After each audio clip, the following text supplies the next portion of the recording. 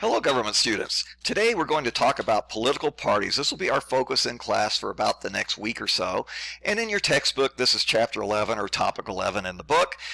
We see here a big party scene. This is the end of a presidential nominating convention that would be hosted by a political party. And it's always a big fun time with balloons and confetti and all that stuff.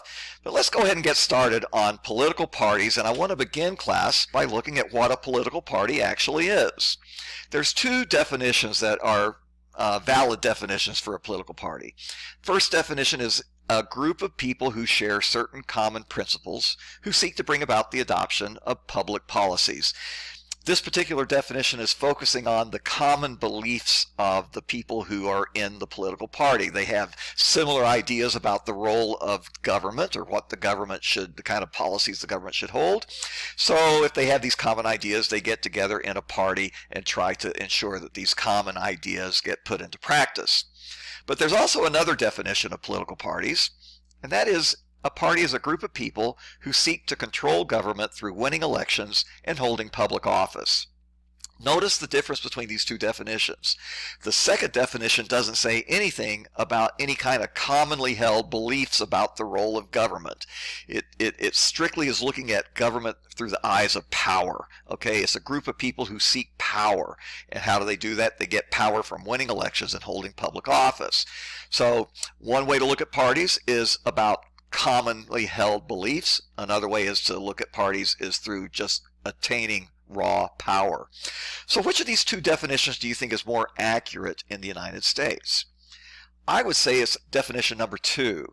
In the United States, the main purpose of a political party is power.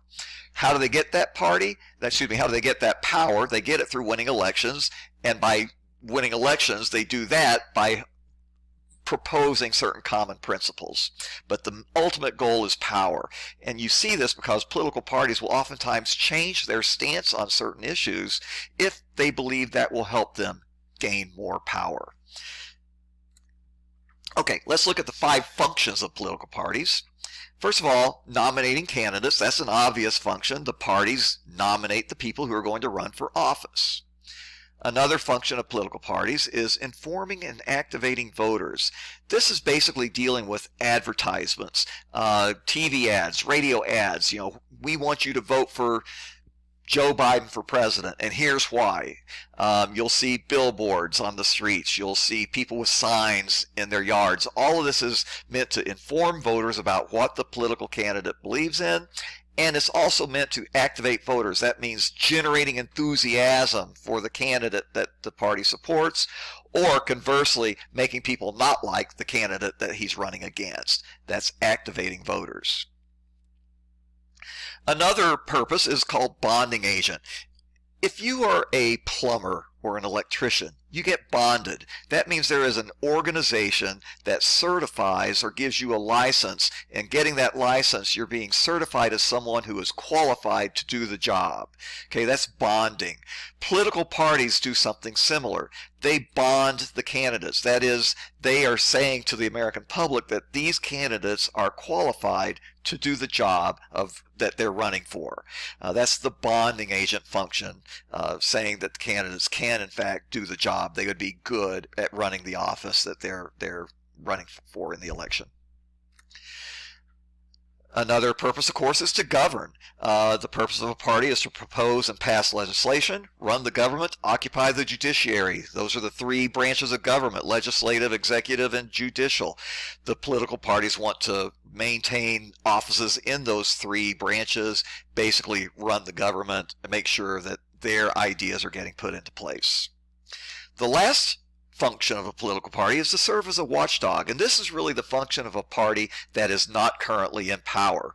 If you think about a place where you have watchdogs, a watchdog keeps bad guys from coming into some place, right? Well, the political party that's not in power is serving as a watchdog. They're looking at the party that is in power, and if that party does anything that could be, smelling of corruption, then the watchdog function means we're going to make sure the public knows this party is doing something they shouldn't be doing. And sometimes that will go so far as to impeaching someone who is in office for abusing their power. That's what the watchdog function is, making sure that people aren't abusing the power. Okay, in America, we have a two-party system. That means that only two parties, and that is today Republicans and Democrats, have a realistic chance of winning major elections. We have more than two parties in America, but only two of them have a realistic chance of winning major elections. And let's look at some reasons for that. First of all, history and tradition. In America, we've always had two parties running the show. It's always been that way. It's still that way. It will be that way in the future. History dictates that we have two major parties. In America, the electoral system itself favors a two-party system, and there's three reasons for that. Let's take a look at the three. We have in America something called winner-take-all elections. So if you're in a political party that is a relatively small party that might get only 15 or 20% of the votes, you don't get any representation in government. In certain countries, that's not the case. In Germany, for example, if there's an election for their parliament, their Bundestag, if a party gets 15% of the vote, they'll get 15% of the seats in the German parliament. That means that small, minor parties do have a chance to play a role in governance. In America, that's not the case. We have winner-take-all elections. So in each congressional district, whoever wins that election gets the most votes, gets the seat. You don't get any seats if you don't win any of the elections for a particular, seat in Congress. In America, we have elections that are won with a plurality of votes. That is, the person who gets the most votes wins the election. However, notice I did not say majority of votes. You do not have to have a majority of votes to win elections in America, just a plurality. You have to have more votes than anyone else. So if three candidates are running for office, you could conceivably win the election with just 40% of the vote. You still get to be the person who will be in government, even though you only got 40% of the vote. That was the case of Bill Clinton. He won the presidency with just, I believe, 42% of the vote that year the first year that he ran for office. So in other countries, if you have multiple, like 3 or 4 candidates running and no one gets a majority, they'll take the 2 candidates with the most votes and there will be a runoff election. That allows certain minor parties to have more of an opportunity to win an election. Election law itself favors major parties in the United States. It's the Republicans and Democrats who make the election laws, how the elections will be run, and they make the laws that favor themselves. And if you're in a small party like the Libertarians or Green Party, you don't automatically get on the ballot. You have to go door to door and get a petition signed asking you to be on the ballot. And it might take as many as 50,000 or 100,000 signatures to get a minor party on a state ballot to run for president, for example. So Republicans and Democrats do not have to go through all that. They're on the ballots automatically. So the laws themselves favor the two parties. And the last reason that we have a two-party system in America is the ideological consensus. In America, we do not have people on the extremes, on the far left or far right of the political spectrum.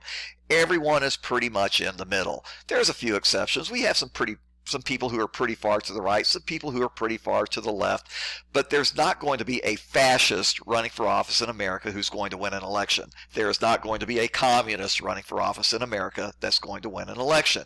You're going to have people winning who are more or less in the middle. We're a pretty moderate country, and we all find ourselves being able to find people to represent us well in either the Republican or Democratic Party for the most part. That's the ideological consensus. Ideology means your political beliefs. Consensus means agreement. We have a basic agreement on most issues in America. Okay, I want to finish out by looking at the two-party system in our history. As we mentioned earlier, we've always had two parties dominant. So let's see what those two parties were. First of all, at the very start of our country's history, we had Federalists and Anti-Federalists. Federalists being those who supported the Constitution. Anti-Federalists, of course, opposed it. Once the Constitution got put into effect, there's really no reason for Anti-Federalists to exist anymore. So for a while we have just Federalists, but then the Federalist Party split, and then you have Federalists and Democratic Republicans.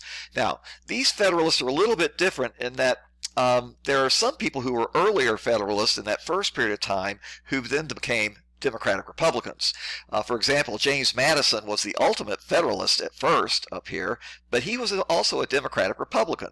So the Federalist Party splits, and a lot of people who were anti-Federalists also migrated into this new party, the Democratic Republicans. And this period of Democratic Republicans and Federalists existed for, as you can see, about 20 years, a little more than 20 years. And then the Federalist Party sort of fades away, largely due to their opposition to the War of 1812. And for a brief period of time, for a brief period of time, we have just the Democratic Republican Party, more or less a one-party state for a short period of time. Federalists faded away, but after a very brief period of dominance by just the one party, the Democratic Republican Party split, and you have a Democratic Party forming from the remains of the Democratic Republicans, and you have a National Republican Party. The Democrats were under the leadership of Andrew Jackson, National Republicans under the leadership of John Quincy Adams. And then the National Republicans sort of become the Whig Party. So for about 20 years, we have Democrats and Whigs dominating the scene, and the Whigs won a couple of presidential elections.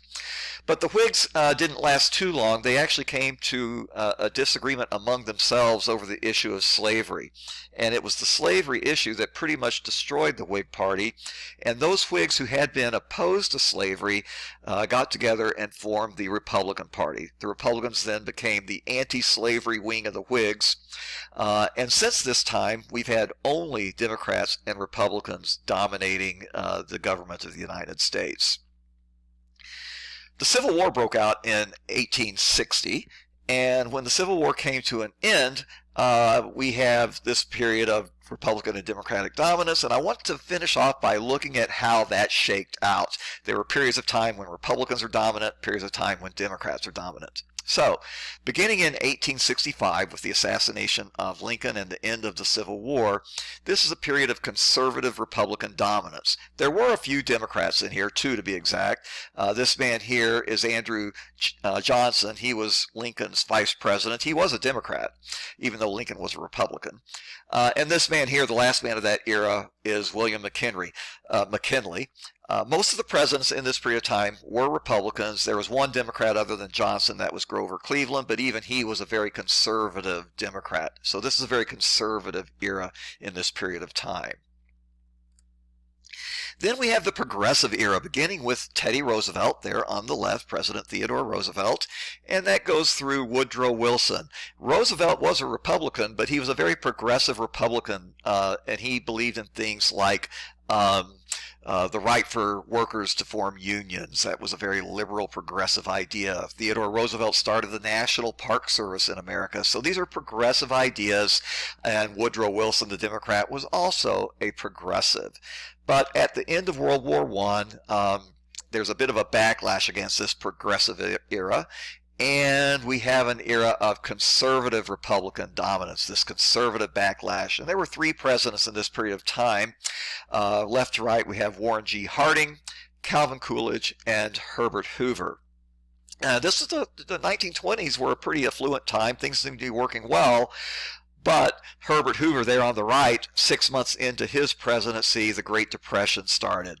And this really put a sour note on this period of Republican dominance, and then that's followed up then with a liberal Democratic dominance, beginning with Franklin Roosevelt here on the left and ending with John F. Kennedy and Lyndon Johnson there on the right.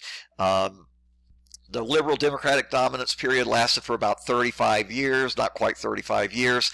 It comes to an end largely as a result of the Vietnam War and some civil rights clashes that occurred. There was some rioting in the streets, and so there's a bit of a backlash against the liberal Democrats, and you have a period of bipartisanship.